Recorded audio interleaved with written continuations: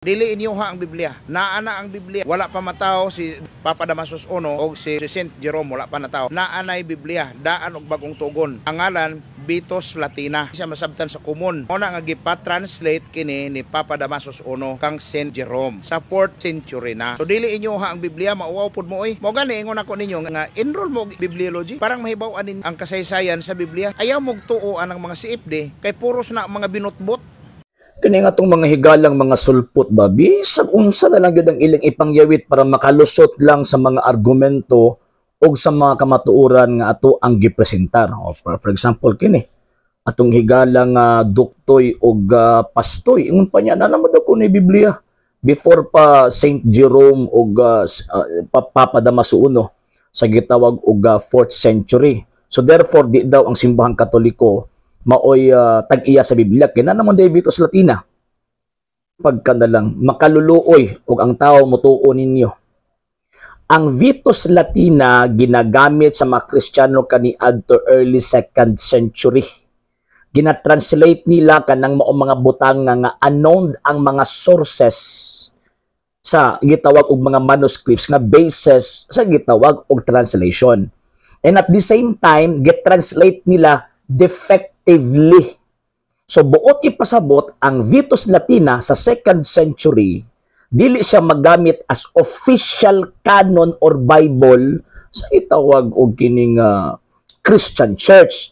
And at the same time, ang mga translator ana nga panahon nga giingon nga unknown according sa mga dawag ining mga historians, puro pud mga Katoliko. Ngano man kay kana nga panahon ang three dagko nga mga patriarchates from patriarchate of Alexandria, patriarchate of Antioch, and patriarchate of Rome, puro man na mga Katoliko. Unya kana nga panahon siyempre dominante ang tawag ining Latin language, so na ay mga ubang gitawag og mga simbahan naga-translate og ila.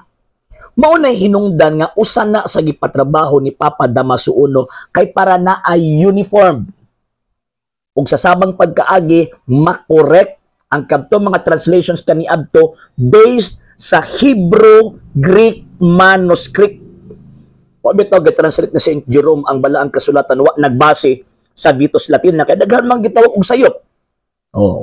Daghan mag sayop, wala man dili man mahimong tawag ining mamahimong basihan sa mga early Christians kaniadto nga mogamit anang maong gitawag libro as unified or universal version. Actually, ang kanang Vitus Latina, one of the versions lang na.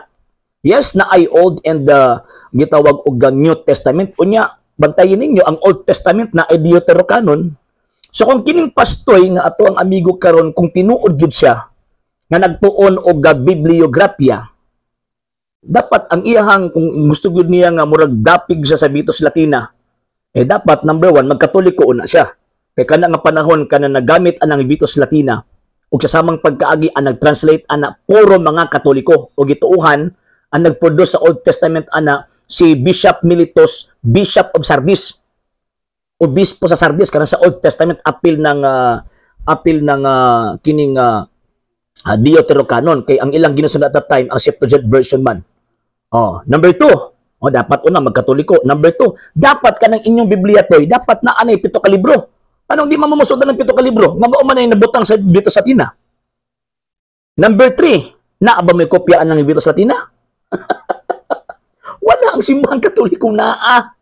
Kompleto gikan sa 2nd ug 3rd century nga mga version sa gitawag og Biblia, pero again, dili siya official. Moabitaw nga naay gitawag og gihimo nga official canon, translation og declaration nga mauni gamiton nga Biblia sa tanang gitawag og mga Kristiyano para ma-uniform ang tibuok simbahang Katoliko nga mao nang Patriarchate of Alexandria, Patriarchate of Antioch, and Patriarchate of Rome. Tulo man na.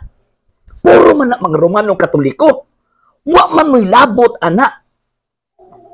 So buti pasabot kung nga dili sa Katoliko pagtuon og kasaysayan toy. Ayaw sige tilap ani imong kaugalingong lapa-lapa. Kay kung maon lang imuhang tawagan ng buhaton toy, mahimo kang katawanan sa mga tao, ilabi na sa mga tao nagtuon. Di ba? Mahimo kang katawanan toy. Mahimo kang katawanan.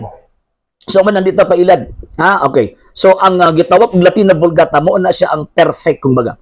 Perfect accurate nga translation from the Old and New Testament gikan sa Greek, Hebrew-Greek manuscript get translate into Vulgata. Buti pasabot na the common language, Latin, the common language. So uniform na ang simbahan at the time.